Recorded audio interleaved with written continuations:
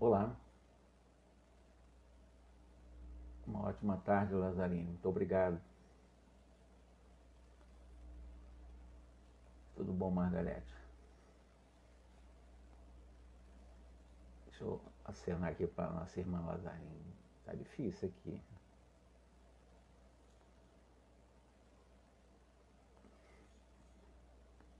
Boa noite, Lazarino.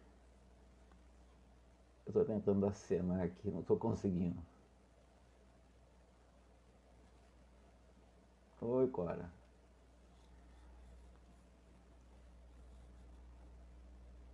Eu que agradeço, Lazarino. Você tem dado um apoio muito. Eu tenho acompanhado você dando esse apoio moral para o nosso trabalho, para a nossa divulgação doutrinária. A gente tem acompanhado. Eu não sei se você de Belo Horizonte, mas eu vejo que você acompanha também o Carlos lá, o Carlos Alberto, lá de Belo Horizonte.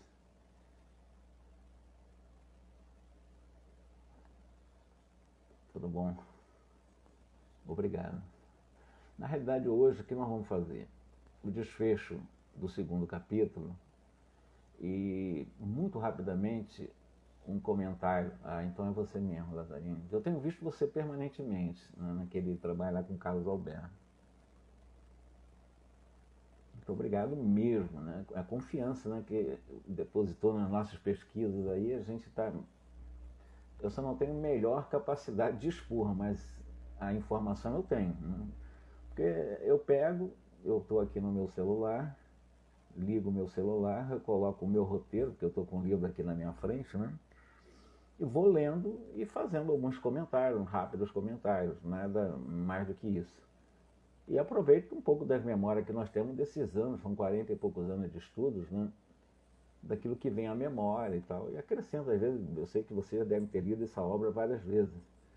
Mas tem alguma coisinha que a gente relembra, né? E sempre é bom relembrar, porque isso nos ajudará muito nessa nossa preparação para essa vida real, né? A vida fora da matéria. Bom, dando continuidade, nós estávamos falando daquelas instruções do Dr. Barcelo, um psiquiatra, um professor de medicina, no campo da medicina.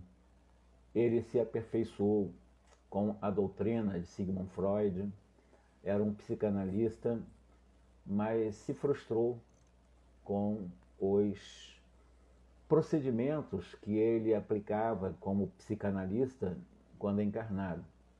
Quando ele desencarnou, ele passou a ter uma visão muito mais abrangente das questões dos transtornos psicológicos. E ele fazia parte de vários grupos de expedicionários que vinham à Terra para várias tarefas, com várias funções, com várias atividades. O André Luiz, nesse momento contado para André Luiz, é a primeira visita de André Luiz à Terra, né, com uma específica atribuição de trabalhos. Né.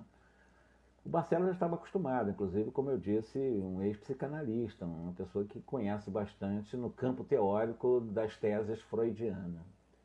Pois bem, o Barcelo foi explicando, eu vou só dar continuidade, porque ele deu uma aula tão extensa para André Luiz sobre o campo dos problemas mentais, das questões das anomalias mentais, das utilizações das técnicas no campo da psicanálise, que ele considera ainda agora, em uma visão diferente, bastante limitada, porque não se leva em conta a interexistencialidade. O que seria isso? Nós somos a soma de muitas experiências das vidas passadas. Dificilmente você vai analisar uma pessoa, sob o ponto de vista materialista, digamos assim, né? Uma personalidade reencarnada naquela personalidade. O que nós aprendemos, o que eu tenho aprendido com psicanalistas e também psiquiatras e grandes professores, eméritos, instrutores na minha atual abordagem de pesquisa, eles são reencarnacionistas, trabalham muito dentro da psicologia de estruturação oriental, não tão ocidental, porque talvez a escola mais clássica da psicologia na Terra, talvez a mais famosa, é a escola norte-americana. me parece que eu não sou historiador, eu estou entrando no campo da psicologia de uns tempos para cá. E eu estou lendo até um livro do Dr. Larry Dossey, ele é um grande, um psiquiatra também, mas ele era também de uma linha, de uma psicologia, tanto quanto, digamos assim, até a segunda força, né, da primeira, que é a chamada comportamental, lá com grandes pesquisadores com animais e transferindo isso para os seres humanos com possibilidade de avaliações de transtornos. Nós aprendemos com Freud uma segunda força da psicologia, né, que é a psicanálise, que é uma criação da tese freudiana, do próprio Freud, com informações interessantíssimas, mas numa visão muito materialista ainda hoje. Depois surgiu o Abraham Maslow. O Maslow, nos Estados Unidos, também americano, né, no caso, ele criou uma outra força, conhecida a terceira força da psicologia, que é exatamente a psicologia humanista, considerando as estruturas humanas em ser analisado não com termos muito técnicos para você explicar doença, né? O foco de Maslow, e após ele vai trazer uma quarta força, inclusive, a partir da humanista, e traz a transpessoalidade. E nós sabemos que na doutrina espírita foi consagrada a psicologia transpessoal com Joana de Ângeles. Então ela trouxe para o espiritismo essas reflexões. E eu diria que Joana de Ângeles é a grande doutora, né, no campo da psicologia transpessoal, com certeza absoluta, não tenho dúvida nenhuma disso. E o Dr. Barcelo, como eu disse, nessa obra Obreiro da Vida Eterna, como foi um psicanalista, né? Ele foi um psiquiatra e professor também. Ao desencarnar, ele viu que as teses que ele adquiriu durante o estudo da doutrina de Freud não davam respostas que ele precisava, inclusive, para muitos dos seus pacientes e para os seus alunos também. Como ele estava numa visão, numa panorâmica muito mais ampla, ele disse, poxa, a psicologia está muito limitada da que ele tinha, né? E hoje, como eu disse para você, os meus grandes instrutores também no campo da psicologia, eles trabalham fundamentalmente dentro de uma linha teórica, por exemplo, eu diria com toda a minha franqueza e com a minha maior admiração, que é a psicologia tibetana, que é a psicologia de uma estrutura até científica mesmo, milenar, né? E eles levam em consideração não somente a reencarnação.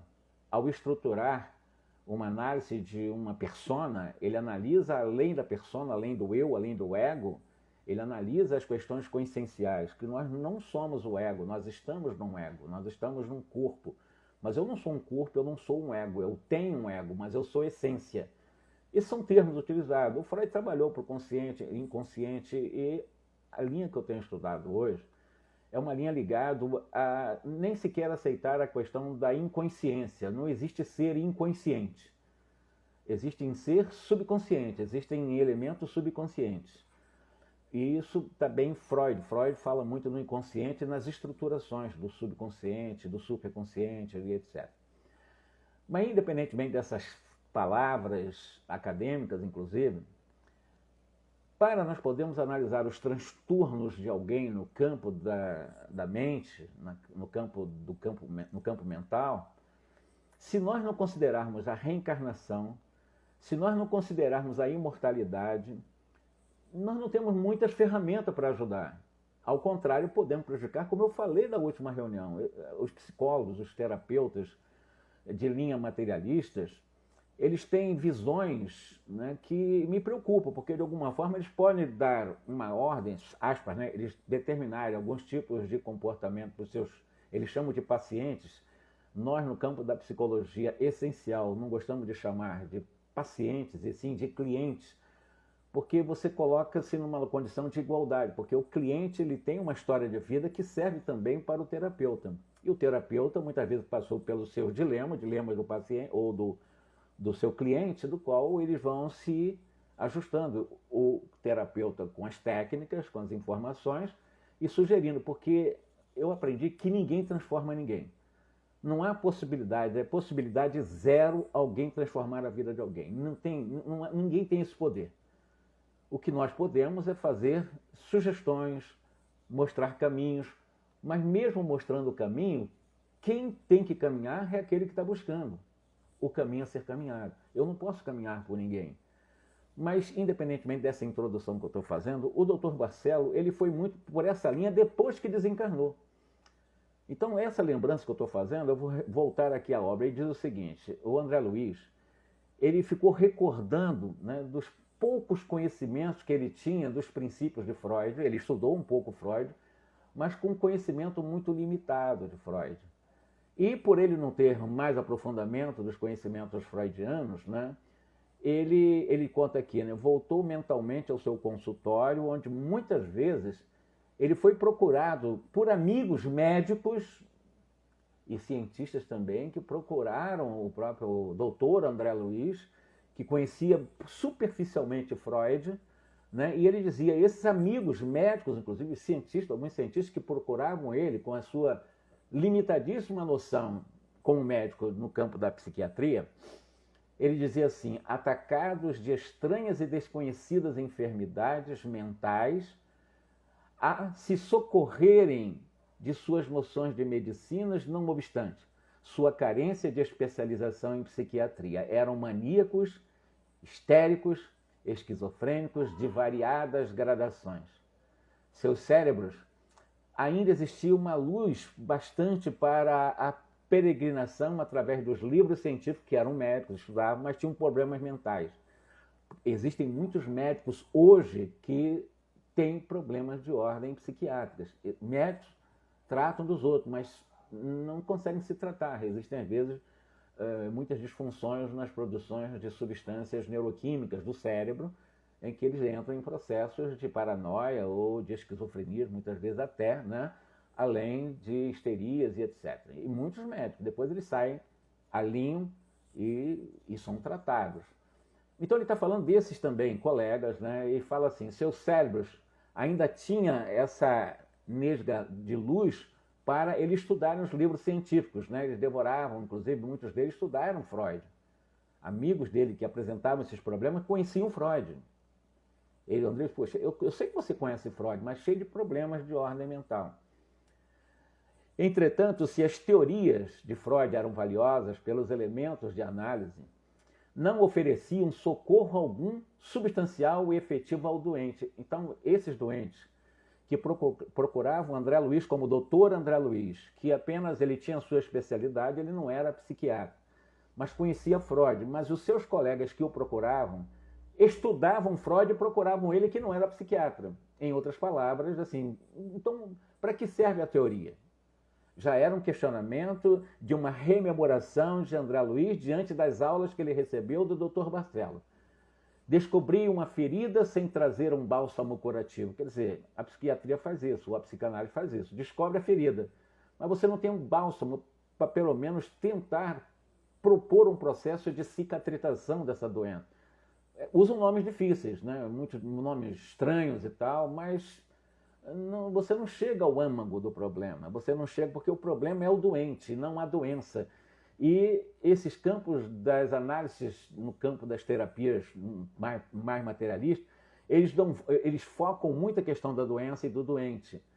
O que eu tenho aprendido no campo da psicologia, essencial ou transpessoal com essencial, é nós focarmos na saúde e não na doença. E normalmente os terapeutas de linha materialista, ou até a segunda força da psicologia, ou a comportamental, ou a própria psicanalítica, né? A humanista não mais. A partir da humanista trabalhou com foco na saúde, não na doença. Mas Freud só focava na doença, porque as suas pesquisas foram com pessoas histéricas, são pessoas cheias de problemas, com pessoas alienadas, ele trabalhou com pessoas doentes. E então o foco da comportamental, que é a primeira força da psicologia, e a segunda força, que é a psicanálise, ela é importante, claro que é, mas ela é muito limitada, porque ela trabalha com foco na doença. E a partir da humanista e a transpessoal, ela tem o foco na saúde das pessoas, porque a saúde está dentro, o médico de cada um é o cada um, ou seja, eu sou médico de mim. Eu posso receber algumas orientações de fora, mas quem vai me cuidar da minha saúde sou eu, ou quem vai manter a minha doença sou eu. Essa é a visão de uma psicologia, agora numa quinta força, né, que é a quarta, ou melhor, continua na quarta, que é a transpessoal, né, com várias correntes. e uma delas é a transpessoal coessencial, que é a que eu estou estudando também. Indicam um quisto doloroso, mas subtraíam o bisturi da intervenção benéfica. Ou seja, a teoria, muito importante, mostrava esse quisto, ou seja, esse câncer mental, digamos assim, né, no sentido metafórico, né, mas não conseguiam realmente uma intervenção benéfica com toda a teoria de Freud. As explicações do Dr. Barcelo, por isso mesmo, se forem aproveitadas por médicos cristãos na crosta planetária, hoje ainda, poderiam, está um verbo aqui na condicional, poderiam, né, poderiam completar o trabalho de benemerência que a tese freudiana trouxeram aos círculos acadêmicos, na ilustração acadêmica dos formados dentro da doutrina de Freud. Ela tem, evidentemente, muitas coisas boas, porque ele estudou realmente os transtornos, trabalhou dos símbolos, trabalhou isso, ele adentrou também nas questões do chamado inconsciente, mas ainda com foco na doença. Mas o foco do terapeuta, repito para vocês, precisa ser na saúde. Como já dizia Juvenal há muitos anos, né, que a mente sã in corpore sano, é você trabalhar essa mente saudável para que a pessoa encontre em si mesmo os remédios ou as próprias terapias, porque eu sou o terapeuta de mim mesmo. As pessoas podem me ajudar a reencontrar o caminho da autoterapia. E esse é o grande, assim, é o grande segredo dos grandes consultórios, das grandes clínicas de psicoterapias, né? É você encontrar em você os caminhos da autocura, como o grande terapeuta que precisa ser e deve ser. Não adianta terceirizar para os outros me curar, porque eles podem me dar remédio aqui, me dar uma dica aqui. Antigamente se usava, como eu falei aqui, o doutor Barcelo se lembrou muito bem aqui, na hormonioterapia, a questão do eletrochoque. São coisas externas, isso não resolve as questões de transtornos, sobretudo se forem transtornos já com lesões no cérebro. Existem transtornos por disfunções, essas podem haver a recuperação, e os transtornos já oriundos de lesões do cérebro. Essa não tem uma recuperação, é para o resto da existência. Então não tem remédio que dê jeito quando já há lesão nas funções cerebrais. Então continuou o Dr. Barcelo. Tem minhas atribuições junto aos desequilibrados mentais. Ele, como excursionário, ou seja, como expedicionário em várias expedições que esteve aqui na Terra como psiquiatra, como médico, a especialidade dele é exatamente junto às instituições e aos especialistas no campo dos transtornos da mente. Todavia, diz ele, explicando, eu estou rememorando o que nós falamos semana passada, agora com mais calma, né? Todavia, o meu esforço maior, ultimamente, desdobra-se na região inspiracional dos médicos humanitários para que os transtornados sejam auxiliados a tempo, antes de vir a lesão. Porque enquanto houver a disfunção de produções de neurotransmissores do nosso cérebro, noradrenalina, ou a própria serotonina, a dopamina, essas três substâncias são importantíssimas para o equilíbrio, o alinhamento da nossa racionalidade, da nossa visão cognitiva. Se houver um descompasso de uma dessas principais substâncias, essas três substâncias, eu vou ter algum problema. Ou euforia, eu vou entrar em depressão profunda e vou perder noção de realidade. Então, os médicos trabalham muito o alinhamento de produções para que um trabalhe regulando o outro, né? Então, dentro desse esforço, o que ele faz é inspirar os médicos para que eles possam, além de aplicar a medicação para o alinhamento das substâncias quando há disfunção do cérebro, mas não lesão, mas também, além disso, né, tentar levar, através da palavra, da amorosidade, por essas inspirações que ele está dando, né, uma atenção muito maior do que simplesmente fármacos. Vamos dar também para ele amor, que é o grande segredo para a saúde do ser humano, que é a grande energia da amorosidade. Depois de verificada a loucura propriamente dito, na maioria dos casos, terminou o processo da desarmonia psíquica. Muito difícil conduzir a restauração perfeita aos alienados com desequilíbrios completos. Como eu disse, que já lesado, a recuperação numa encarnação seria quase que impossível. Embora seja incessante a nossa batalha pelo restabelecimento integral da percentagem possível de enfermos. Antes do desequilíbrio completo, houve enorme período em que o socorro de psiquiatras poderia ter sido providencial e eficiente. Antes de chegar a esse estágio mais grave dos transtornos mentais, se os que lidam com os transtornos ou com a saúde mental pudessem realmente ter uma abrangência maior de lidar com o doente, evidentemente ele vai mostrar para nós, na sua fala com o André Luiz, que se o socorro chegasse a tempo, com certeza, se fossem providenciais e eficientes, não seria assim, não teríamos tantas pessoas com transtornos mentais. Aí ele diz, não será, portanto, um grande trabalho orientarmos indiretamente os médicos bem-intencionados para que esses médicos bem-intencionados auxiliem o provável alienado mental? Há tempo ainda, dá tempo, com amorosidade, né? Empregando a terapia da palavra confortadora e o carinho restaurador, só ao invés de dar remédios.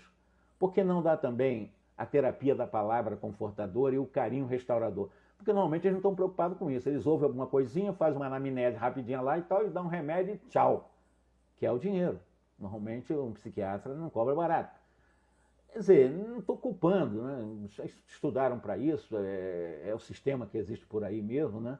Mas quando você pensa em cuidar de uma pessoa de uma forma carinhosa, sobretudo com transtorno da mente, aqueles que ainda têm tempo, ainda que só tem só as chamadas disfunções, ainda não há lesão, evidentemente o psiquiatra ele poderia dar um tempo maior para essas palavras confortadoras, para um carinho de restauração, para criar uma inter-relação de confiabilidade e a própria pessoa, na confiança que tem ao seu terapeuta, ao médico, ao psiquiatra, não importa, mas que ele possa encontrar nele esses antídotos para, se não a cura total, pelo menos a amenização dos seus episódios. Isso é absolutamente possível. Então o segredo está exatamente nisso, não só nos fármacos, não só nos remédios, mas sobretudo numa palavra confortadora que o médico pode dar ao seu cliente ou ao seu paciente, né? E também o carinho, o acolhimento fraterno, o acolhimento amoroso, não só pensar em cifrões. O cifrão é fundamental, claro que é para quem vive disso, eu não tenho dúvida disso. Mas não tem que ser o mais importante quando você está com outro ser humano diante de você. Se você está com outro ser humano diante de você e você quer cuidar da mente desse ser humano, você efetivamente precisa estar além de simples teorias, e normalmente teorias bastante tacanhas e limitadíssimas para entrar numa doença mais profunda, que é a doença da mente, né? E, bom, acabou alguns minutos, um pouco mais, tal, e vai lá, entra dinheiro no cash. Não é uma crítica que eu estou fazendo, é uma observação. É o Dr. Barcelo que está realmente nos dizendo. Eu posso inspirar os médicos beneméritos, os médicos humanitários, os médicos preparados, não qualquer médico, não qualquer profissional. Porque muitos profissionais estão pensando só em dinheiro, em ter mansões, ter carros lindos, beber só de riqueza.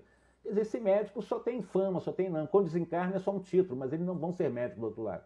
Agora, um médico humanitário, um médico que tem realmente capacidade de utilizar ou empregar a terapia da palavra consoladora, o carinho restaurador, esse é médico, com letra maiúscula. Mas são raros.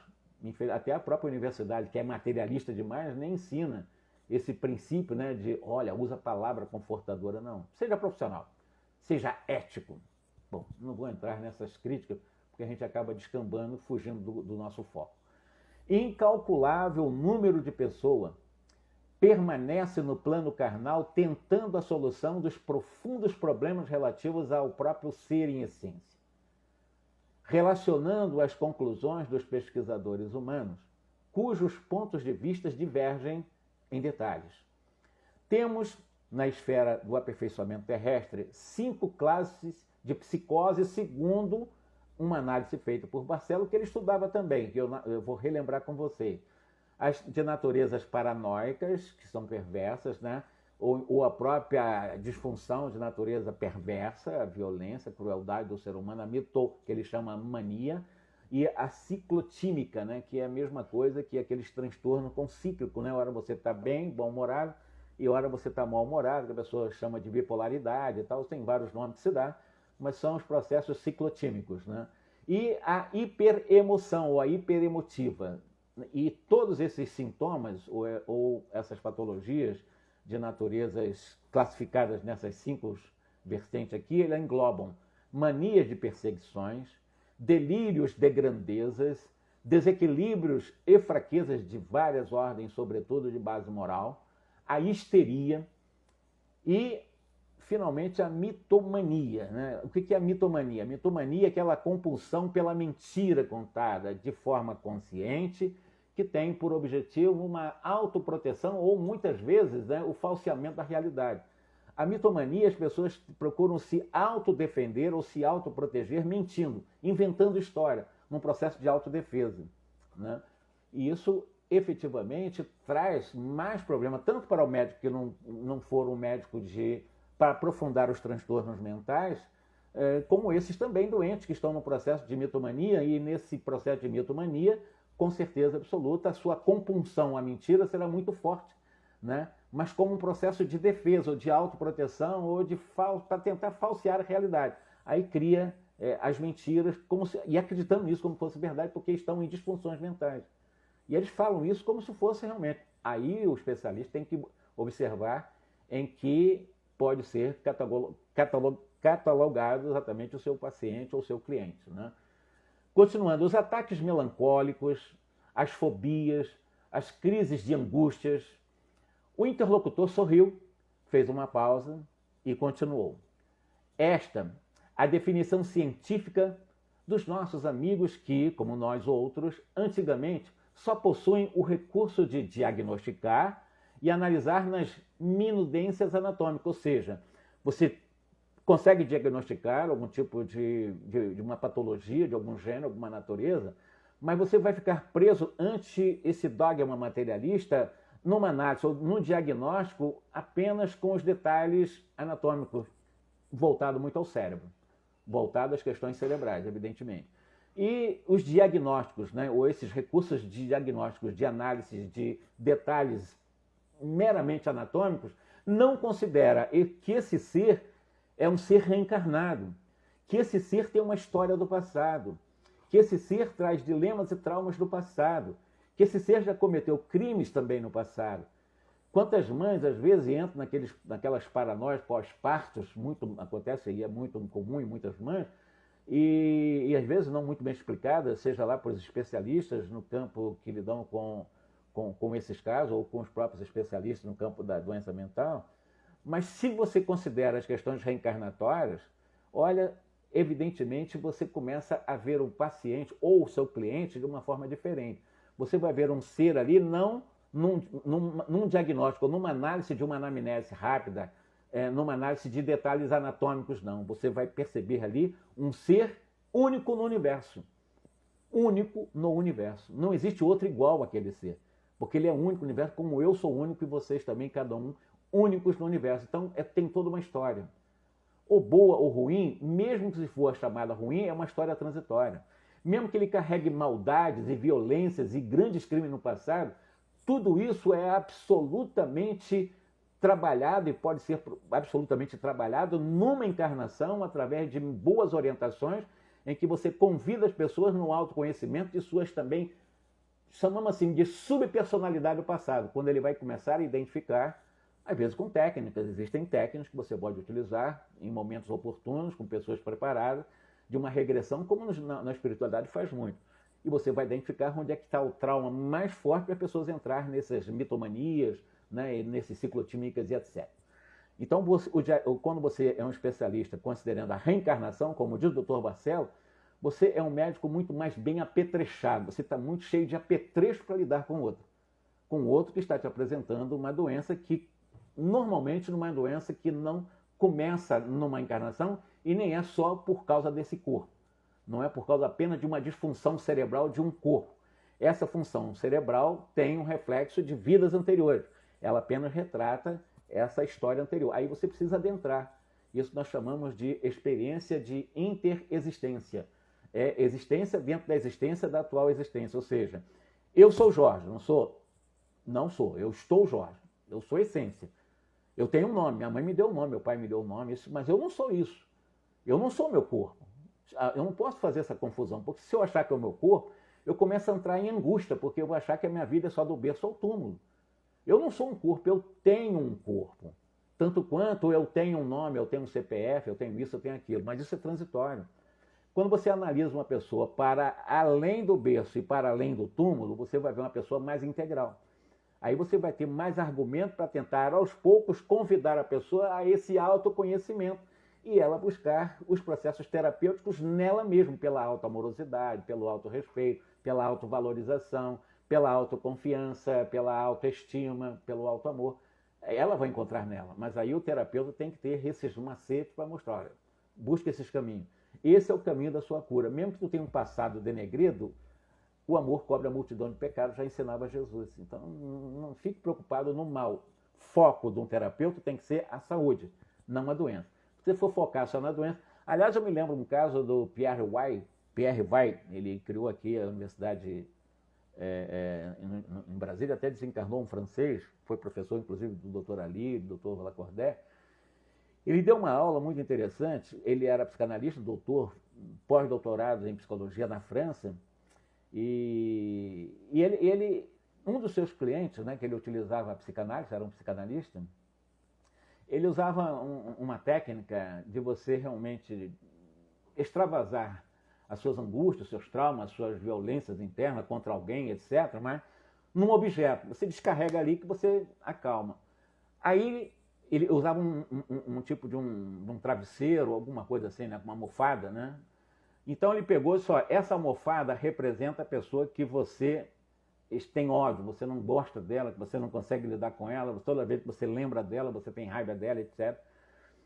E o Pierre Weil usava essa técnica lá na França, né?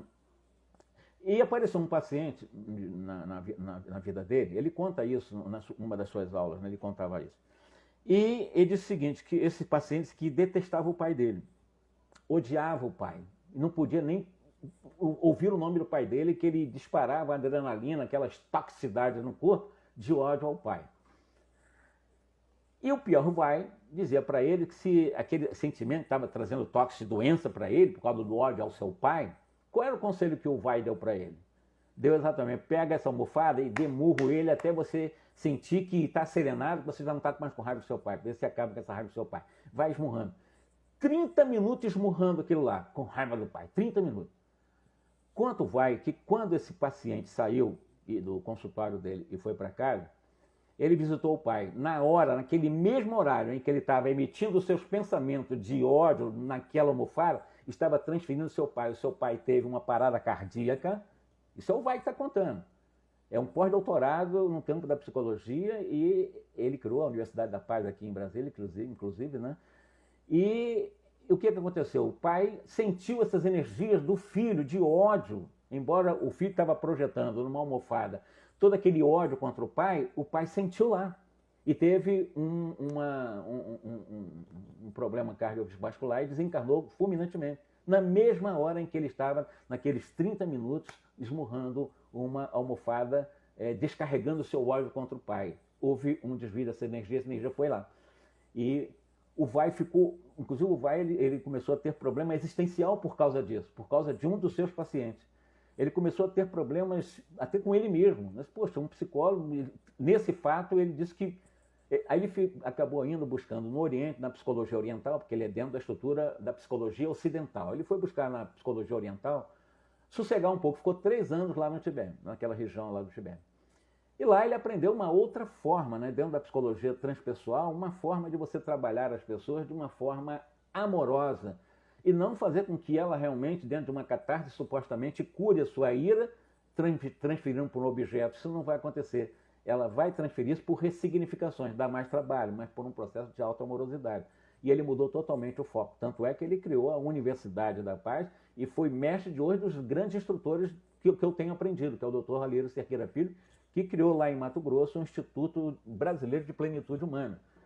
Então, existem coisas que a gente precisa entender o ser humano de uma forma mais amorosa, não com foco em doenças. O foco da psicologia consciencial é exatamente a saúde. É tentar fazer com que as pessoas encontrem...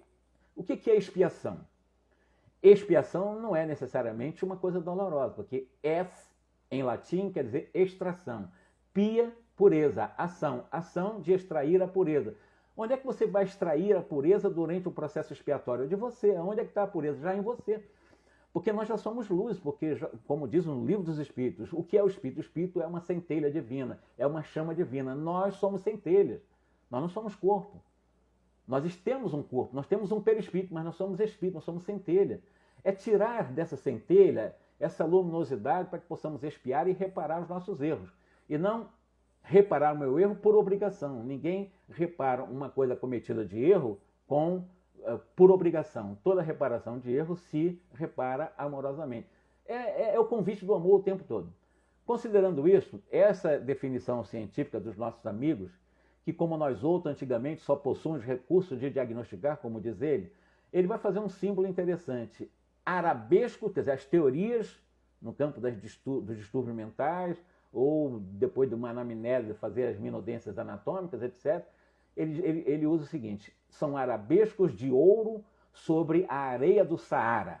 Não tornariam o deserto menos árido. Ou seja, palavras bonitas, palavras difíceis, complicados, diagnósticos complicadíssimos. Isso não vai resolver o problema das pessoas que estão com algum transtorno mental. Não resolve. Palavras difíceis, para que isso? Então é como esses arabescos de ouro em areias do Saara. Quer dizer, não vai tornar o Saara, porque tem os arabescos dourados lá, deixar de ser deserto, vai continuar sendo deserto. Então não adianta a teoria, não vamos ver na prática. A prática são exatamente aplicações de palavras amorosas, de acolhimento fraterno, de focar na saúde e não na doença o tempo todo. Assim, a terminologia brilhante sobre o quadro escuro do sofrimento. Precisamos divulgar no mundo, o conceito moralizador da personalidade congênita em processo de melhoria gradativa, espalhando enunciados novos que atravessem a zona de raciocínios falíveis do homem e lhes penetrem o coração, restaurando-lhe a esperança no eterno futuro e revigorando-lhes o ser em suas bases essenciais. Tudo que eu falei aqui, em outras palavras, ele está falando, Dr. Barcelos, né? Precisamos divulgar no mundo o conceito moralizador. Não é catequizar ninguém. Você tem que fazer. Ninguém tem que fazer nada. Você tem que ser bom para não sofrer. Ninguém tem que ser bom para não sofrer. Isso não tem nada a ver. Isso é obrigação.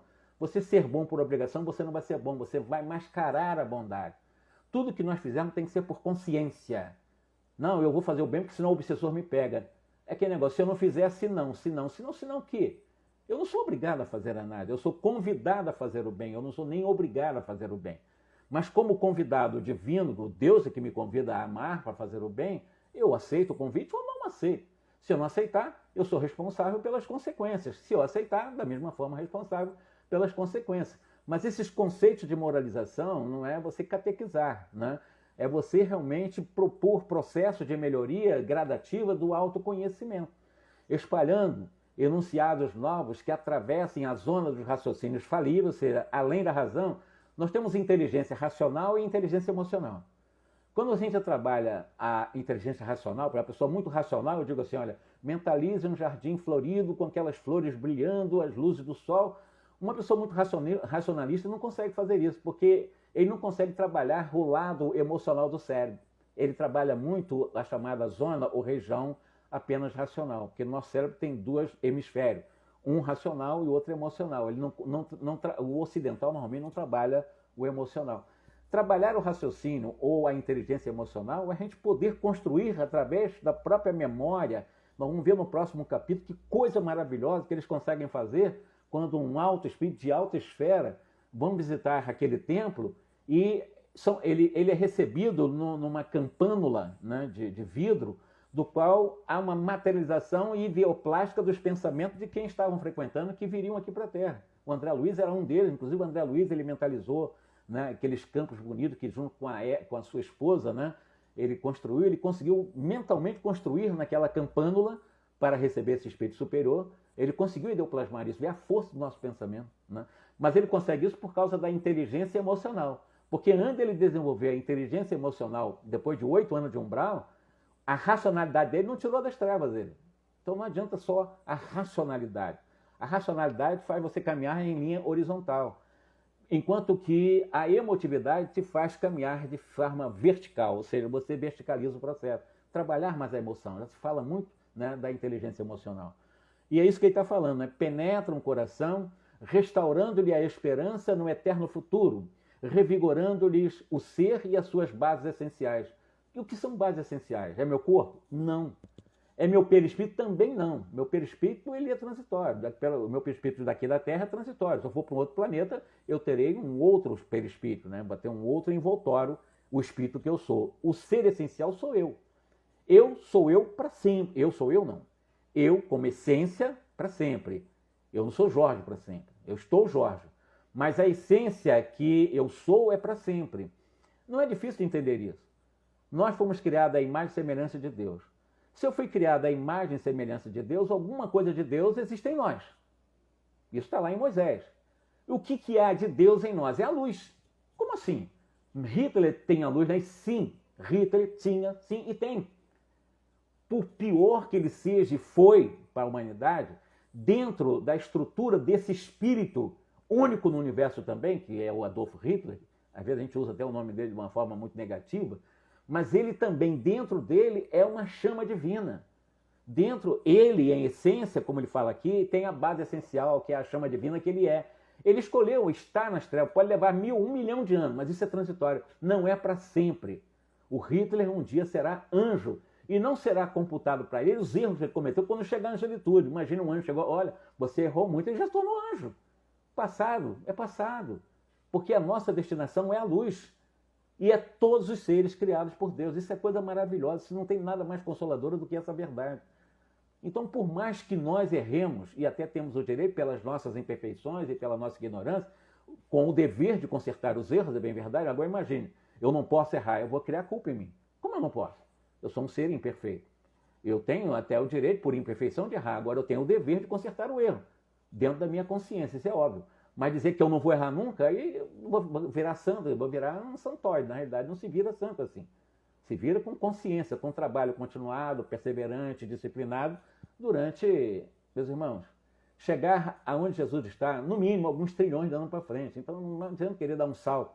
Vamos devagar, vamos trabalhar com amorosidade, né? O nosso tempo. E dando tempo para nós, porque eu durmo comigo 24 horas por dia. Então eu tenho que cuidar de mim o tempo todo. Agora, no campo da psicoterapia ou da terapia, eu posso convidar as pessoas a fazer a mesma coisa. Eu não vou fazer isso por elas. Ninguém cura ninguém. Nem Jesus curou. Jesus disse, a tua fé te curou já para aquela hemorroísa. Nem Jesus fez isso. Porque seria interferir no livre-arbítrio de cada um de nós. Nós é que somos os construtores da nossa doença e também da nossa saúde. Mas voltando aqui ao Dr. Barcelo, as noções reencarnacionistas renovarão a paisagem da vida na crosta da Terra, conferindo à criatura não somente as armas com que deve guerrear os estados inferiores de si próprias, mas também lhes fornecendo remédio eficiente e salutar. Não há, eu diria para você, isso é uma palavra minha agora, sem o conhecimento da reencarnação no campo da psicoterapia não há salvação. Não há. Você vai dar anestésico, você vai dar... Você não vai chegar à essência das pessoas enquanto tiver em propostas terapêuticas materialistas, de só de fora para dentro, porque a cura parte de dentro para fora. Daí, foco na saúde, porque é exatamente o doente que vai curar a sua doença. Plotino, um grande filósofo também, ele afirmou há muitos séculos que toda a antiguidade aceitava, né, a ideia da reencarnação, o Plotino falava, se a alma comete faltas, é compelida, ou seja, é obrigada a expiá-la, padecendo em regiões tenebrosas, regressando em seguida a outros corpos a fim de reiniciar as suas provas. Isso quem diz? Plotino há muitos anos. Falta, desse modo, lamentavelmente, aos nossos companheiros de humanidade, o conhecimento da transitoriedade do corpo físico e o da eternidade da vida, do débito contraído e do resgate necessário em experiências de recapitulações diversas. Barcelos, nesse momento, calara-se por instante, enquanto André Luiz ponderava aquela extensão da competência e, com justificada razão, possuía ele o título de assistente porque não era um simples irmão auxiliador, mas profundo especialista num assunto a que se dedicara fervoroso. Então, André Luiz elogiando o Dr. Barcelos. A conversação dele valia por um curso rápido de psiquiatria, sob novos aspectos, que me cabia aproveitar em benefício próprio para as tarefas marginais do serviço comum. Desejando traduzir a minha admiração e contentamento, observei reconhecido, diz André Luiz, ouvindo-lhe as considerações, reconheço que o missionário do bem, onde se encontre, é sempre um semeador de luz. Ele, porém, o Dr. Barcelo, parecendo não ouvir a minha referência elogiosa, prosseguiu no outro tom após longa pausa. Meu amigo, examinou alguns casos de obsessão. Disse assim, André Luiz, você lá na Câmara de Retificação observou alguns casos de obsessão entre agentes invisíveis e pacientes encarnados, etc. Também como médico, você viu isso. Agora, nós pisamos um momento em outro solo. Nós estamos no mundo espiritual. Referimos-nos às necessidades de esclarecimento dos homens perante os seus próprios companheiros no plano evolutivo. Nos círculos das recordações imprecisas, a se traduzirem por simpatia e antipatia, vemos paisagens das obsessões transferidas no campo carnal. Por exemplo, onde, em obediência às lembranças vagas e inatas, os homens e as mulheres, jungidos uns aos outros pelos laços da consanguinidade ou dos compromissos morais, se transformam em perseguidores e verdugos inconscientes entre si. Os antagonismos domésticos, os temperamentos aparentemente irreconciliáveis entre os pais e filhos, esposos e esposas, parentes e irmãos, resultam dos choques sucessivos da subconsciência, conduzida a recapitulações retificadoras do pretérito distante. Congregado de novo nas lutas reparadoras, as personagens dos dramas que se foram passam a sentir e ver, na tela mental, dentro de si mesmas, situações complicadas e escabrosas de outras épocas. Malgrado os contornos obscuros da reminiscência, carregando consigo fardos pesados de incompreensão, atualmente definidos como complexo de inferioridade, identificando em si questões e situações íntimas e inapreensíveis aos demais. O espírito reencarnado, que adquire recordações, não obstante menos precisas do próprio passado, candidata-se inelutavelmente à loucura. E nessa categoria, meu amigo, temos na crosta planetária uma porcentagem cada vez maior de possíveis alienados, requerendo o concurso de psiquiatras e neurologistas, que ainda se conservam em posição opostas à verdade, presos às conceituações acadêmicas e às rígidas convenções dos preceitos oficiais. Esses, em particular, são os pacientes que interessam de mais perto os meus estudos pessoais. Aqui está dizendo o seguinte, muitas pessoas são candidatas a grande loucura, inclusive na família, inimigos reencarnando, filhos detestando o pai não gostando dos filhos, etc, etc, etc. E a função do Dr. Barcelo é exatamente nessa área que ele trabalha, já que os psiquiatras têm, ou os neurologistas também, ou os terapeutas, muito limite para explicar essas questões da reencarnação. A ideia das vindas, das incursões do Dr. Barcelo nas excursões que ele vem à Terra é para inspirar alguns médicos para esse tipo de visão de transcendência, de profundidade, de um ser que precisa se amar, que tem que encontrar em si os mecanismos da cura da doença que ele criou para si. E dentro dessa realidade é o que ele está fazendo, né? É nesse particular que esses pacientes é que me interessam. São as vítimas anônimas da ignorância do mundo. Os infortunados absolutamente desentendidos que de loucos embrionários prosseguem pouco a pouco a caminho do hospício ou do leito de enfermidades ignoradas. Ou seja, as pessoas estão no início da loucura, no início das psicopatias, no início dos seus transtornos mais graves, mal orientados, cada vez mais, porque eles chamam de loucos embrionários, ou seja, aqueles que ainda estão no processo embrionário da loucura, mas não são loucos. Mas eles não conseguem receber o melhor tratamento dessa nossa medicina tacanha e materialista. Com todo respeito eu tenho a todos os psiquiatras materialistas. Mas eles são extremamente limitados para lidar com pessoas, sobretudo que estão no início dos transtornos da mente. E aí é o que ele está dizendo. Tão só porque lhes faltam a água viva da compreensão e a luz mental que lhes revelem a estrada da paciência, da tolerância em favor da redenção própria. E são muito semelhantes casos angustiosos, pergunta o André Luiz. Será que tem tantas pessoas realmente nas mãos de médicos que não têm essa capacidade, embora toda a teoria freudiana mas não tem essa capacidade de amorosidade, de acolhimento fraterno, de focar na saúde e não focar na doença só? Aí o Barcelo deu um sorriso, esclarecendo, meu caro, a extensão do sofrimento humano, nesse sentido, confunde-se também com o infinito. Quer dizer, o sofrimento humano, nesse sentido, em termos de ignorância, é infinito. Existem sofrimentos muito grandes de Barcelo.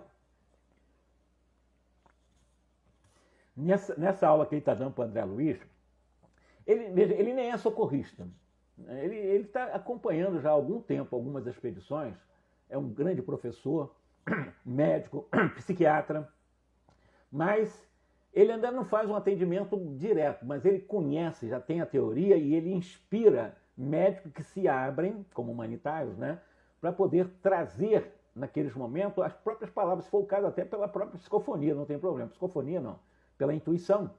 Esses médicos utilizam, né, as boas orientações aos pacientes. E esses que estão em loucura embrionária, ou seja, ainda no começo do processo, são os fortíssimos candidatos a sair do processo, se eles conseguirem uma melhor orientação com foco na saúde.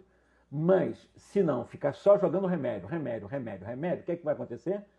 Essa doença embrionária vai se ampliar. E aí, evidentemente, vai se tornar consolidada em pessoas que estão sendo mal orientadas. Então, qualquer pessoa, qualquer um de nós, podemos estar diante de casos, até familiares, qualquer um de nós podemos passar por isso. Mas acontece que todos nós, na condição de espíritas cristãos, eu diria que temos até, por caridade, né, no momento que surgirem as oportunidades, o dever, é a lei do dever, né? O dever de ensinar essas coisas a quem não conhece. Se nos buscarem, evidentemente, ninguém vai impor, ninguém vai catequizar ninguém, mas olha, a reencarnação é um fato. A reencarnação não se estuda em muitas universidades, mas é estudada na Universidade de Virgínia, de outras universidades norte-americanas, como Haile Bambar, como Patrick Druor na França, como alguns alemães estão estudando a reencarnação também em algumas universidades e em clínicas também. Hannah Wolff tem estudado também, tem aplicado questões da terapia em nome do Cristo, considerando o Cristo o terapeuta máximo da humanidade, e ela é uma das grandes psicólogas alemãs. Tem muita gente já trabalhando nessa linha, né? Trabalhando a terapia, já considerando a reencarnação, a essencialidade, a base essencial de que nós somos e de que nós somos muito mais do que um nome, do que um corpo e etc., do que uma família, inclusive. Tudo isso é transitório. Nós somos essência, fomos criados para a eternidade, fomos criados para a luz, já trazemos a luz em nós. Jesus diz que brilha a vossa luz. Qual o caminho para fazer brilhar a luz em mim? Eu vou encontrar pela auto-amorosidade, pelo auto-respeito, pela auto-valorização, pela autoconfiança. O trabalho é tudo comigo. Porque o reino de Deus está dentro de mim, falava Jesus, não está fora, não está nas igrejas, nos padres, nos espíritas, não. O reino de Deus está dentro de nós. Jesus já há 2000 anos falava sobre isso. Vamos encontrar esse caminho. E não é difícil. Dá trabalho, mas não é difícil. Basta abrirmos espaço para nós e quem sabe todos os dias dar um abraço em nós. Puxa, eu gosto de você, Jorge. Você é uma pessoa sensacional. Isso não é questão de orgulho, não. É você se gostar, no mínimo. E você se gostando, você já está num caminho muito bom da autocura. E ponto. E ponto mesmo, meu irmão. Fica aqui a lição, nós vamos entrar agora na próxima, que vai ser maravilhosa, que são visualizações, são construções ideoplásticas para receber espíritos superiores, a capacidade que nós temos na mente de criar imagens. Maravilha. Esse livro realmente é sensacional, com certeza. Um grande abraço para vocês, uma boa tarde e tenhamos muita paz, um ótimo final de semana.